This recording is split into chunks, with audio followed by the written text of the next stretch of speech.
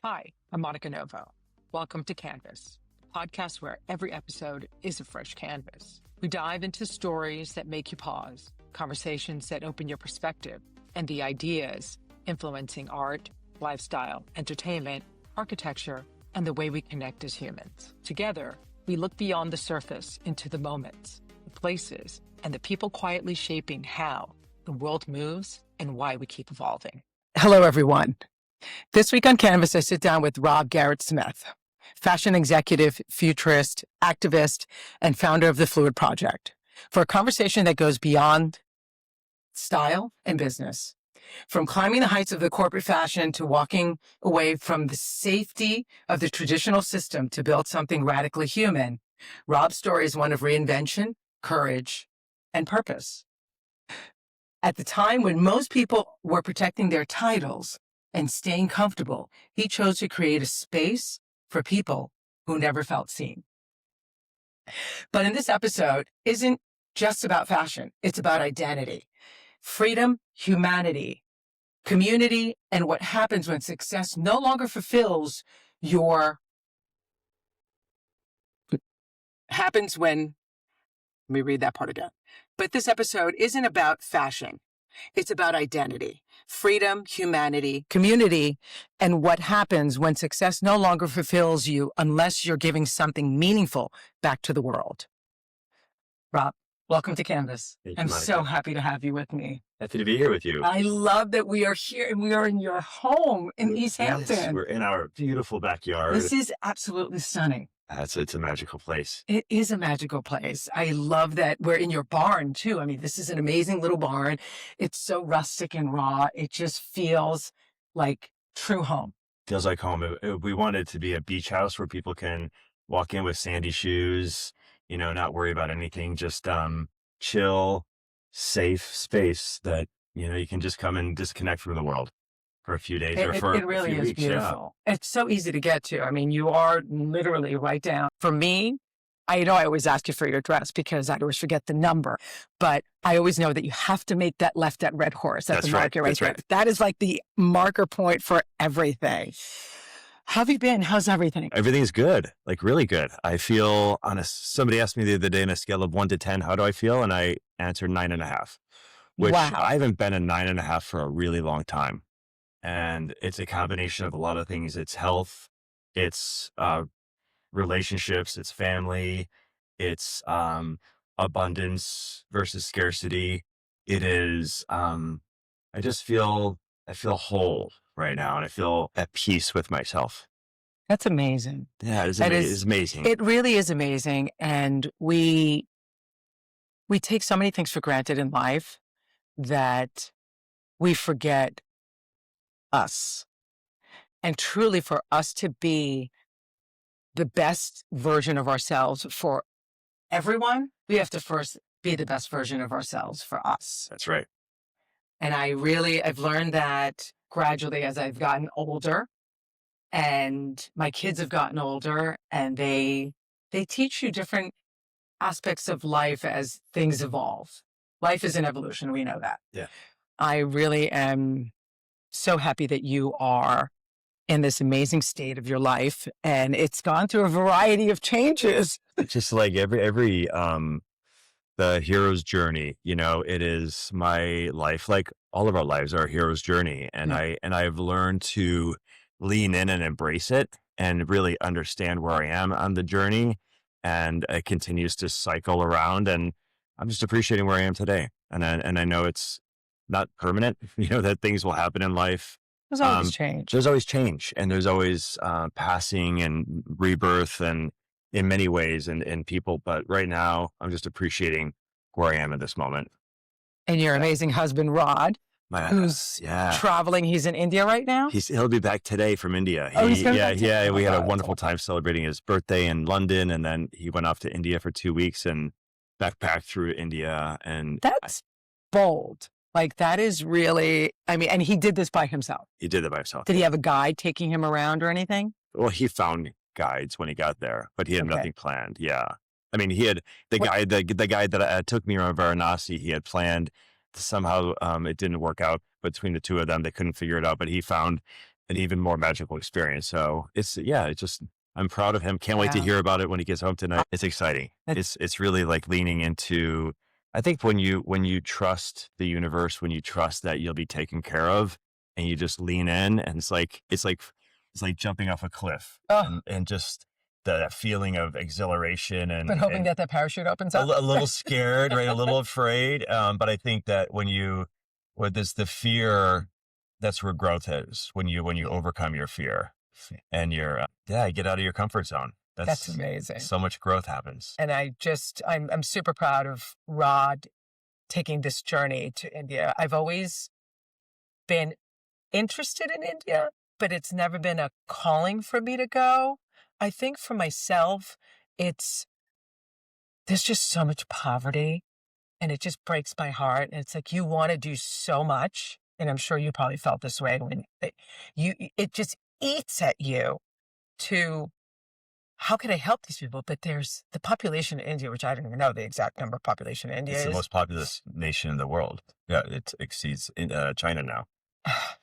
And it's like, you can't do much. And there's such wealth in India. And it's like, and I could be wrong, I'm not 100% factual on this, but I just feel that there is so much more that can happen in the world, and not just India. So countries that have, extreme poverty is something that just, it kind of eats at my heart. And I just don't know how I could go and visit a country and feel okay with it. Well, I hear that, and I've seen it, but also I experience pure joy. Like, they're not connected to iPhones like we are. There's not this, like, that's true. And they're living in the present, and this understanding of karma, and that, they feel like wherever they are in this life and the caste system or whatever, that if they behave in a way that's, aligned with their teachings, that, they'll come back the next life better. And it really is a interesting concept. I do have a thought, like, you can't fix everyone, although I would walk around with small dollars, and I wouldn't tip like the people around the tourist spots, but Sure. I'd go on the outskirts and I'd give money away, and that just brought me so much joy. And I had this one story I had a driver in Varanasi, and he was wonderful, and I asked him the last day to pick me up in the morning, and he kind of looked at me and he said, okay. I said, you hesitated, why? He said, well, Mr. Rob, I live far away and I have to walk to the bus. I have to ride my bike to the bus stop, take the bus, walk to get the van, and it'll take 2 hours altogether. And so I have to leave very early. 2 hours? 2 hours. I said, well, why don't you have a motorcycle like everyone else does? He said, Mr. Rob, I'm saving up for my daughter. She, to get her out of the caste system, I just wanted her to have education. And I said, oh, I understand. And so I asked around how much a used motorcycle was, and I found out it was about $450. That's it? That's it. $450. So I put $450 in an envelope. And when I tipped him on the last day, I said, please accept this gift, but also please accept it knowing that, with the understanding that you're not going to spend it on your daughter, you're going to save it for yourself so you can have a better life and spend more time with your daughter. And so a week later, he sent a photo of his daughter sitting on his new motorcycle. That's amazing. And I just like, that's change. And he messages me just about every single day still. And that was 8 years ago. And he messages me every day. Rob, what an amazing soul you are. I mean, but that's just authentically you. It's just a simple gesture. It really is you. And it is a simple gesture, because for us, $450. It's a dinner. I don't want to.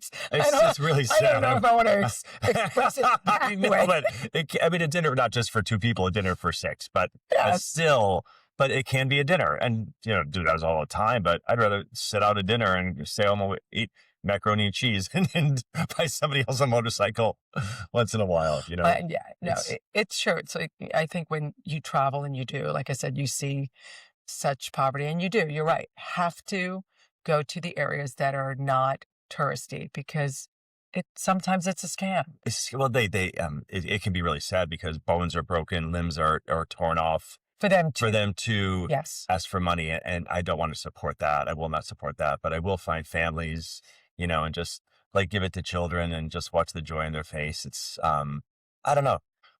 Can money buy you happiness? Sometimes it can buy somebody some joy, it can pass it on to some joy. Yes. For some people, it can buy them happiness and joy. For sure. But for those that are of extreme wealth, does it buy them more happiness? No, it just buys them more artificial stuff.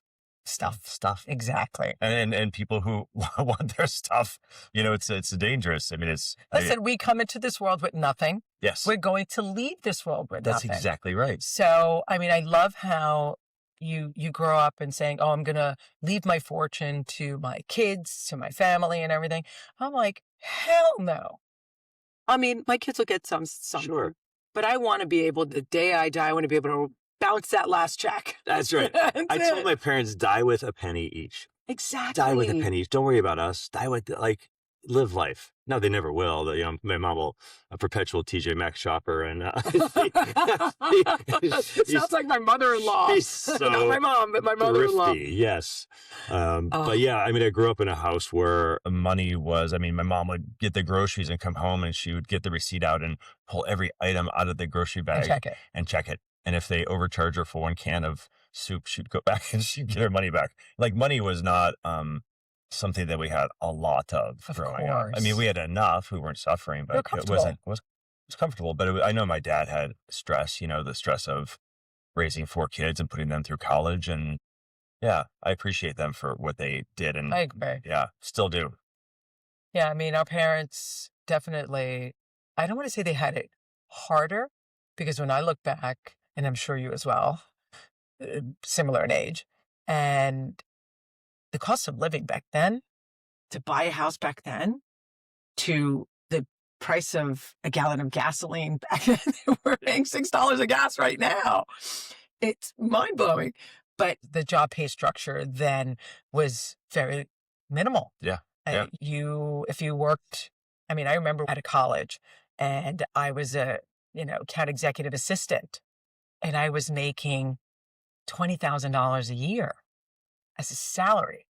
Now, we're talking about 1988, and that back then was a decent salary. And this is my generation now. I left finance to go into real estate, and because my best friend was like, you need to do this. And my first year in real estate, just doing rentals, I made over 6 figures in 1989. Jesus. It was a lot of money. That was a lot of money. Listen, I worked my ass off. I showed apartments. I ran through the city. And remember, 1989. That was not a good year. It was, you were taking the metro up, down, here, there, rolls of quarters in your pocket, because I don't even think cell phones were out just yet. No. Or maybe they had those big brick phones, or I don't think they were. No. So you were going from one appointment to the next. If you were running late, you had to jump out, go to a payphone. It was insane. But you worked your ass off. You showed apartments with little flashlights, because the electricity was turned off, because it was an empty apartment, and nobody wanted to exhaust a bill and have electricity on. So you would show, and once the sun went down, you're like, flashlight, this is the apartment, here you are. But our parents worked that much harder. Yeah, they did. That much and harder. They saved that much more, and they stretched a dollar that much more. Yes. Well, what I love is that our parents definitely taught us how to value a dollar and how important it was. Same thing with time. Time is always very important, because the time that you waste, or that dollar that you waste, you can never get it back that easily. Nope. And also the importance of family. Family was the center of our life, was family. Tell us a little about your family. My family, I have a wonderful family. My what do they call it, nuclear family, my immediate family. I always thought that was a strange term, but it's kind of funny to think about it. Who are you gonna sit in a nuclear what's it called, if the world's gonna come to an end, who's the people you're gonna have in your cellar? Oh, your bunker. Your bunker. Your bunker, right. My growing up, my family was my dad and my mom. I had an older brother, a younger sister, younger brother, very close still. And now my husband. And so now we have, between the two of us, 15 nieces and nephews.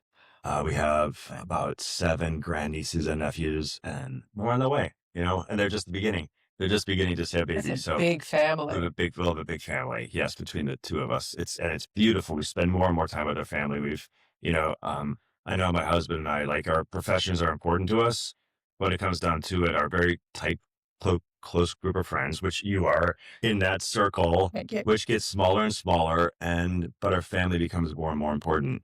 And it's so nice now having nieces and nephews moving to New York, and getting quality time with them. Almost every one of them has lived with us. What's the age range between them? Right now, I'd say it's 17 to 35, maybe. So all within the age of being able to like hang out and have a good time. Oh, it's fun. They're such a funny. Certainly some have gone on to have kids. Still fun, but still we have family night every month in New York, and whoever's ever in New York City, there's family Everybody dinner gets night at our together. house. Yeah, we get together. I love making dinner for everyone. And you are a great cook. Getting better and better. Really practicing. Practice makes perfect. Yes, I love it. I really love to learn how to cook, and the New York Times app is my favorite. And All the recipes. all the recipes. I love it. I really enjoy cooking.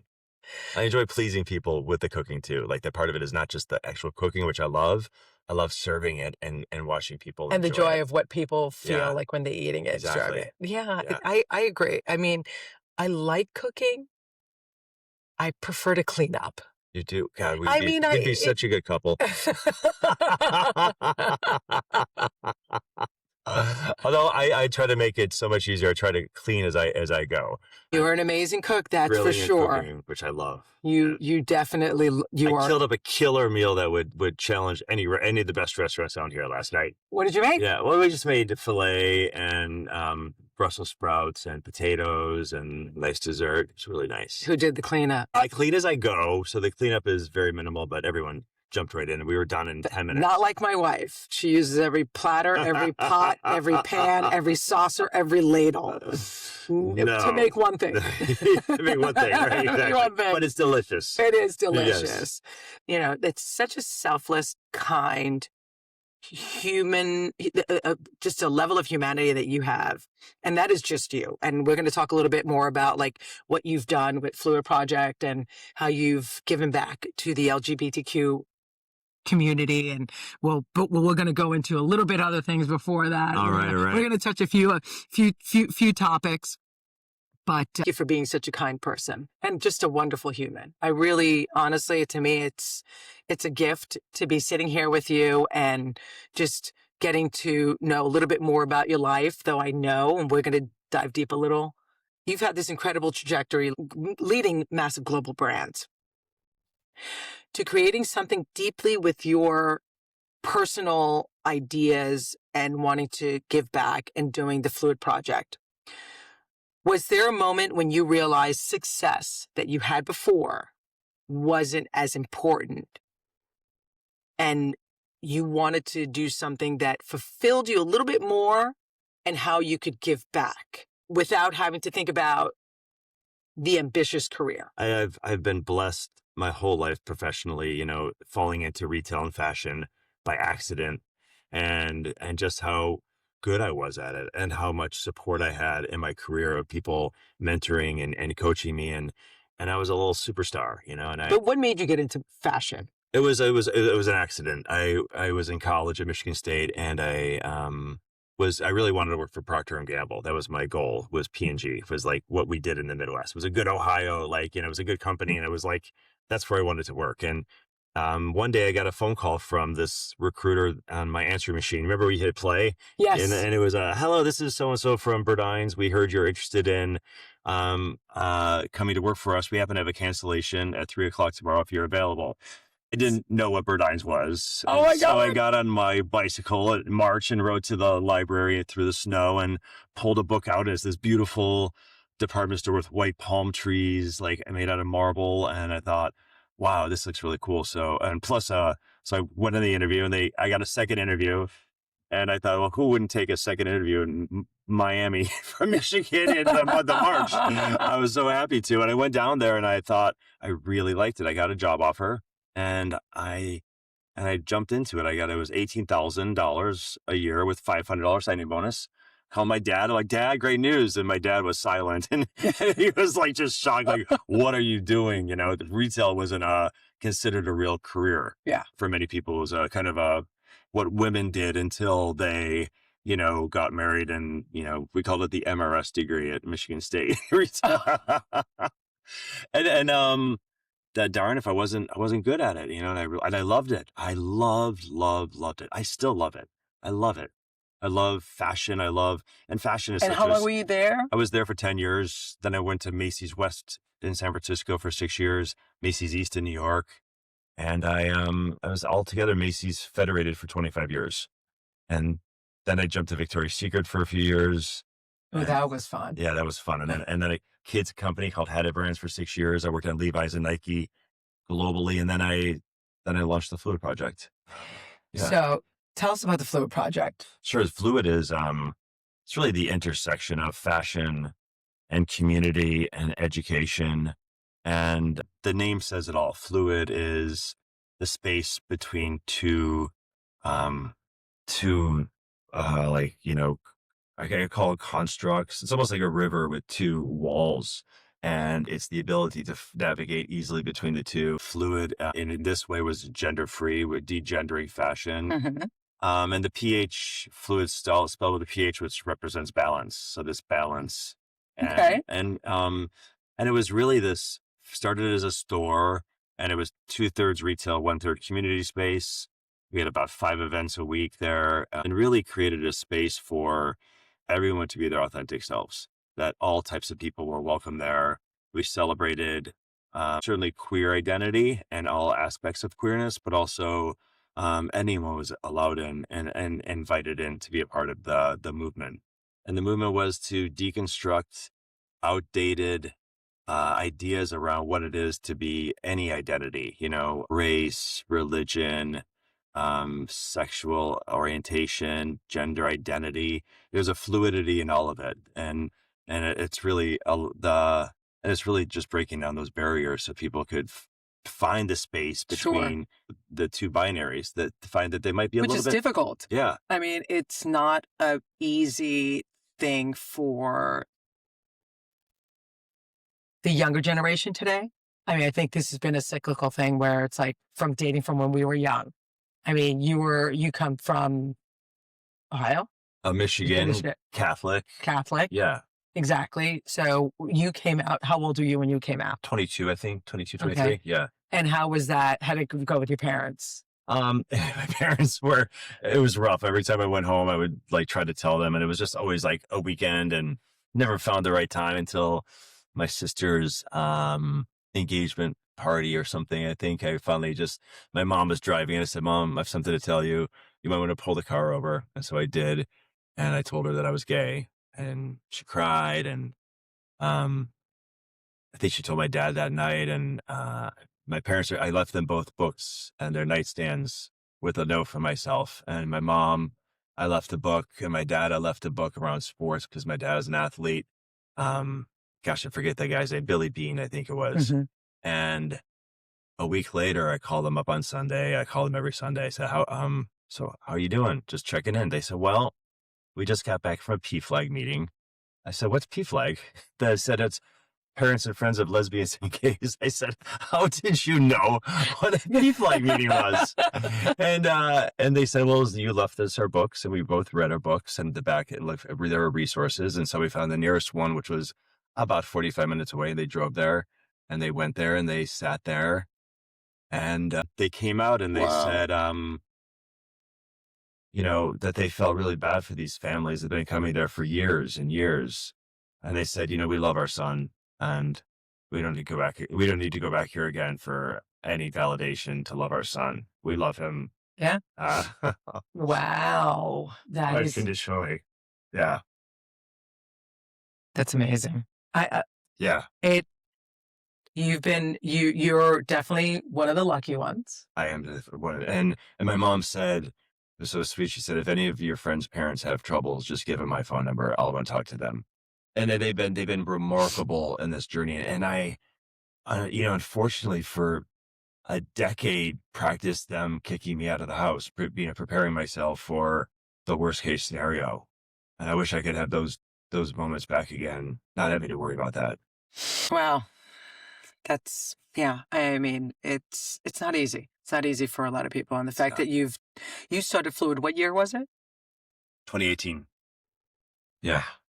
And 2018 Phluid was, it was me combining everything I believe in, you know, my work with Hedrick Martin, Mm-hmm. my work in fashion, my a lot of it was for my little self, was for this little queer boy who, couldn't find a way to, like I was artistic and creative. And I think it was creating a space that he would have appreciated, and he would have, in a way, just making my little self proud, and just something that he would look up at me and say, yeah, you're doing good. I'm proud of you. And so I think about that little guy and how to make him proud. You're going to make me cry. Ah, no, but again, I reiterate, you are an exceptional human being, and it's beautiful. Thank you. And your husband shares the same equal passion as you. Oh, he does. You both were on the board of HMI as well. Yeah. HMI, for the listeners who don't know, is the Hetrick Martin Institute, and it's the first ever LGBTQ after school program. Started in New York and services thousands of children, young adults in the tri-state area, and globally helps as well. So really, and HMI has been around for 45 years now, I guess. About 45 years. Yep. And they host, various fundraising events for the community, from schools out in the summer. Awards. I chaired 10 Emory Awards. Yes. Emory Awards are amazing in there. We've got amazing spaces that donate their spaces from the Emorys to schools out. I think this year, schools out, I'm assuming you'll be there as well. Always. This, I believe it's the last weekend in July, and it's being held in Bridgehampton, this beautiful estate that the family has donated to host the event. And it's generally roughly about 600 people that come, and then there's that sit-down dinner that's, hosts about another two, and amazing sponsors. So many people give back. So many people are part of it. I mean, I try to every year be on the committee and just get people, bring awareness and have people understand what this is about, bring sponsorships. We're working on trying to get, to finalize a sponsorship, which is Mass Capital. Yeah. They're big developers in Florida, and they have projects in Florida and New York. And I think it's just a great synergy to bring more awareness down to South Florida, Miami, which is clearly being the state that it is. Yes. We all know. You have our love and support, Florida. Yes, you do. And the South in general. Yes. But so it's an amazing cause. It really, really is. One of the things, just building on that, one of the things I as a result of HMI, part of what Phluid was, is I created the Phluid Foundation. I created Get Phluid, which is gender expansive training and helping corporations understand the breaking the binary, understanding how the binary holds people back, and creating more space for people to be who they are. And when people know who they are, they're a better version of themselves, and they help, and so they show up better. But the Phluid Foundation I created to work with corporations to reallocate money to HMIs around the country. Mm-hmm. So small groups, specifically BIPOC-led organizations, and a gift of $2,500 or $5,000 would go a long way. So in the last 5 years, we've given away over $1 million to the Phluid Foundation. So that is something that I'm really, really proud of. You should be proud of that. Really proud of. And we're the corporations that have supported us. But it's every year, like writing checks and giving it to organizations with zero. They have zero responsibility to tell me how they spent their money. It's a system built on trust. And so giving money and just knowing that if they want to take everyone out to a spa day because they've been working their asses off, so be it. I'm not going to tell you to spend your money. It's trust. A lot of, the way systems are in place when it comes to gender and race, there's a system of trust. Someone might look at me and say, I trust you, but might look at a Black trans woman and say, I don't trust you. And so for me, it's like, it's spinning it around and just giving money and trusting they'll spend it the right way. It generally is spent the right way. That's really, yes. So out of curiosity, what is one thing that corporate America still gets wrong with our younger generation? What is one thing, by the way, I always ask to not know what the questions in advance, so I like to be surprised. So if I seem like I didn't notice, I knew this answer and didn't know how to answer it, it's just because I like to be surprised and question it. And this is how you wanted it. It's how I wanted it. What is one thing that corporations get wrong with younger? They still get wrong. They still get wrong. I believe and always believed in empowering young people and giving them a chance and allowing them to make mistakes, and mistakes are okay to happen. That's how people grow. Sure. And and it's finding that right young person that just goes the extra distance. I was, not to make this about me, but when I was young, I remember my boss, got pregnant, and I was like so excited because I was able to like show up and be the buyer, and I was assistant buyer, and I got there at 6 a.m. and I'd stay until 7 at night or 8 at night to get my job done and her job done. And I just love the opportunity. And I think, finding young people, a lot of people write young people off as privileged or not hardworking or disengaged. I think there's plenty of them that are, and I thrive off of young people. Definitely thrive. Yeah. I look at our younger generation and listen, it's like you said. So yeah, as a younger adult, I definitely made my fair share of mistakes. And working in corporate America when I was younger was very different than today.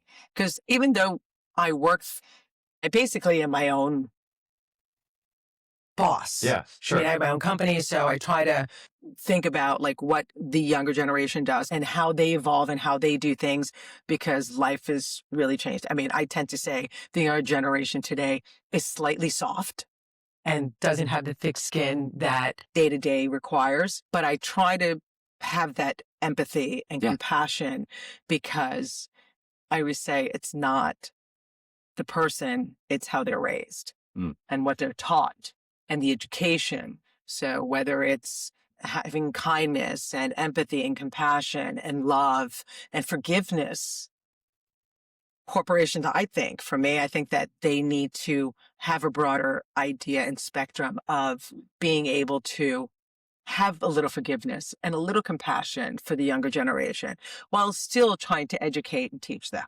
That's how I see it. I get it.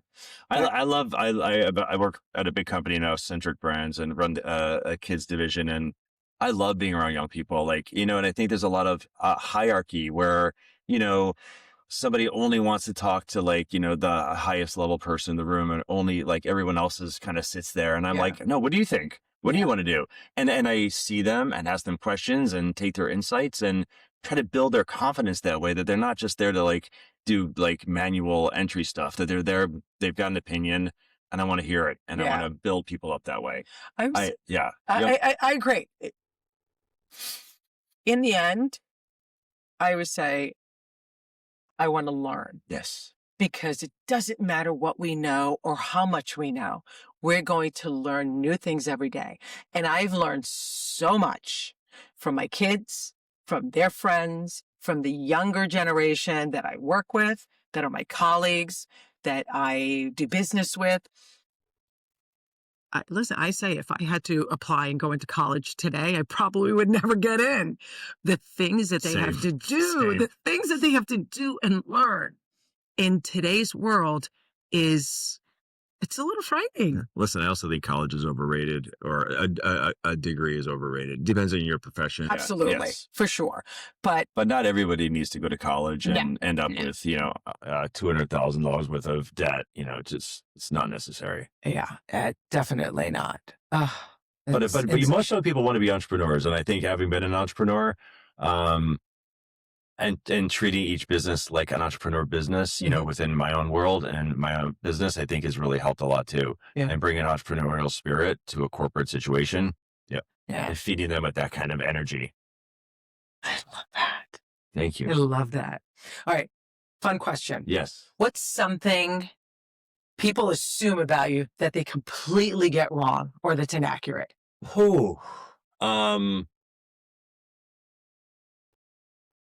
I think maybe because of the way I look, maybe that I'm a bit shallow or don't have a depth that I have in spirituality. Maybe if somebody doesn't know me. Sure. Yeah. I think sometimes people think I'm also, the wild one. I've got this reputation of being, a little crazy, and I'm actually kind of boring. Boring is not a word I would use for you. I don't know what people think about me. I mean, I can be a bit brass and loud, and You're gregarious. Gregarious, and I don't know. I guess I don't know. That's a good question. I should ask people that question myself and see what they say. Maybe do that. It would be interesting. I think you should. Yeah. I think that's a good one. I think people might think I'm narcissistic in some ways. Maybe I guess we all are a little bit. Yeah. I don't know. I go through life. My new way of going through life is curious, humble, and grateful. And that's how I'm going through life right now. Three beautiful things to actually live through and go through. Let's go into something a little more fun. Okay. Burning Man. Oh. You used to talk about burning all that. You tried to get me to go to Burning. I would love to go to Burning Man. You'd love it. I would love to go to Burning Man. I just think that I'm at a point in my life that, do I really want to go to Burning Man? Maybe, but try everything once. That's my motto. I think try everything once. I think for me, the aspect of Burning Man, it opens up a person's creativity, spirituality, the freedom that you get to have. The environment gives you the permission to just liberating and no judgment, no judgments whatsoever. Radical inclusion. Oh my acceptance. God! But the thought of having to figure what I'm going to wear. Oh, well, you know what I do. You know how I do it. Like I know how you do it. I put my looks together. I know you do. And I put them in Ziploc baggies, so I know if it's like a hot day, like I got this little look together. But you never know how the weather's going to be. I know, so you got different looks and different bags. You got to have at least 3 fur coats, 2 jackets, and you start off at 5 in the morning. If you get up and watch the sunrise, it could be 50 degrees. By the time you come home at like 2 in the afternoon, it's 100 degrees, and you got to be ready for all of it. And you got to be prepared with water and food, and I mean, you have to be responsible.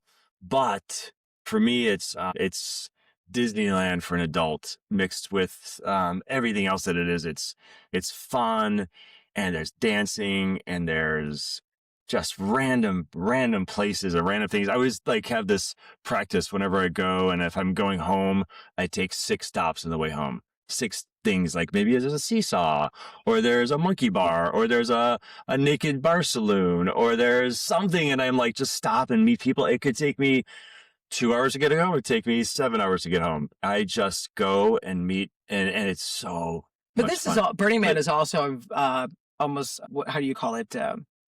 Like a trading, sharing. Yeah. You don't pay for anything. There's gifts. It's all gifting. But I think the one of the things besides the music and the art and the fun and the other part that I really, for me, is important is the temple. And the temple is where you go in and people like put up photos and notes of people they lost or pets they lost or things that they've lost. And I spend almost every day sitting there for an hour or two and sitting and holding space with people as they cry and they sob. And it's incredibly grounding for me to, amongst the dancing and the fun, to like go and pay honor to the people that are suffering.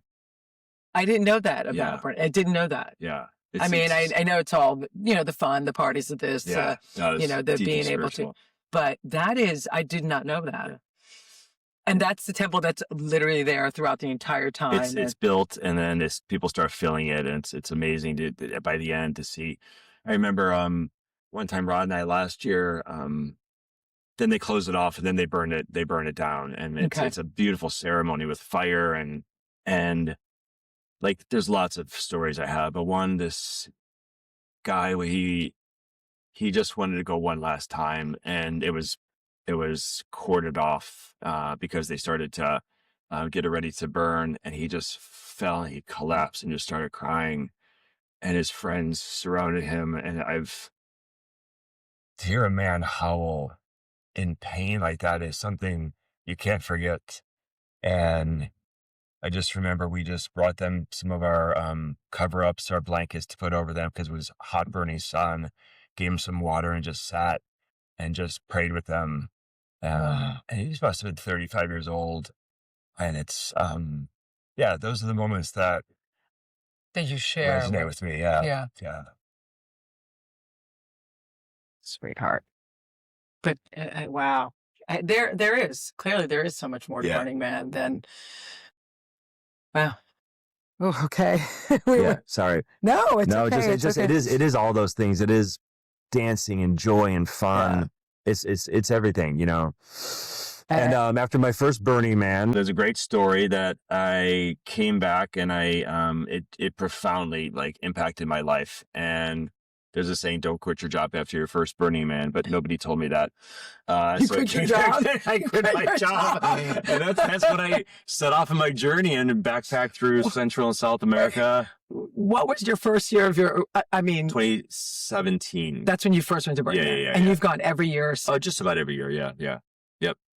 Yeah. And you quit your job. Quit my job, gave him 5 months notice, and I backpacked and went through Central America, South America. That's what I did, a month of ayahuasca. Okay. In Peru in the Amazon. And that's when I wrote down a month long of ayahuasca, yes. And that's when I wrote down, like after a ceremony, I wrote down in my journal, consider opening a gender-free, non-binary shopping environment. I wrote Phluid in quotation marks. And that was the day Phluid was born on April 17th, 2017. And I opened the store 10 months later. It was it just came to me. It was the universe saying, this is what you're going to do. And I did it. And I did it. You did it a purpose. Oh my God. One last question. Yeah. Before. What do you feel most you like about yourself? This is a little bit more of a... What do I like? I really am appreciating aging right now. I'll be 61 this year, and I love that I'm finally calming down. Like, I don't have this. Are you really? I really am. Okay. I really am. And I love it. I'm become very peaceful with myself, comfortable in my skin, not trying to prove anything to anyone. I'm closer and more loving relationship with my husband. My circle is getting smaller and tighter. You're part of that circle. And my family is. And I feel, somebody asked me the other day, like, how am I doing? Like, how am I feeling? And I gave myself a 9.5 out of 10. I feel spiritually connected. I feel physically. You can't ask for anything better than that. No, I mean, you can't. I don't know what a 10 looks like, but I feel like I'm moving that way, in that direction.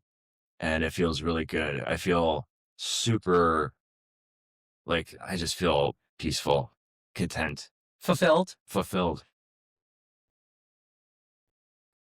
That's how I feel right now. Rob Smith, you got me at a good time. I love you. I love this you. Conversation, and I know. I love this conversation, and I know our listeners will love it too. You are just someone who exudes kindness, love, inclusivity. Because I have never met a person more inclusive than you and your husband. Thank you. It really is the amount of work that you do involving corporate America, how philanthropic you are, and just, you can hold your own in a boardroom and you can hold your own in anything, which is, there are people that can do it, but not do it with such elegance and grace and gratitude the way you do it. It really is. It's extremely special. And being your authentic self. That is it, isn't it? Finding your authentic self. Finding your authentic self is the being your most authentic important self, thing. regardless of the situation. It is. Just shine your light, and let others reflect their light off of yours. That's how I want to show up every day. Well, we'll have to do another episode later on down the road. We'll get Rod, your husband, in here. Great. So he'd be a great interview, especially coming back fresh off of India. He's going to be shining and raw, and I can't wait to hear about his experiences. Yeah. I actually asked him not to talk to me for 2 weeks because I didn't want him to think about anything. You just spoke to him in 2 weeks.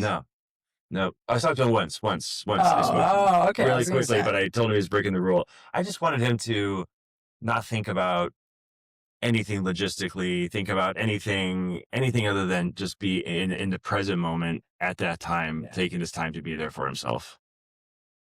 Rob, thank you again. I really thank you so much for having me in your home, sitting out in this beautiful barn, beautiful rain in the background. Beautiful. Look how happy the trees are. Everyone's like, it's going to rain. I'm like, no, but look at the flowers are happy. The trees are happy. The grass is happy. The lawn looks nice and green. The lawn's great. It's everything. It does. This rain is just making this place much more beautiful. So I can appreciate the rain. Well, I won't keep you much longer. I love you. I love you. Have an amazing rest of your weekend. And everyone, thank you for joining us on Canvas. Until next time, we hope you enjoyed it, and we'll talk soon. Bye. Thanks for spending time with us on Canvas. Don't forget to subscribe, download, and follow the podcast on all platforms so you don't miss what's coming up next. We'll be back with a new conversation and a fresh perspective.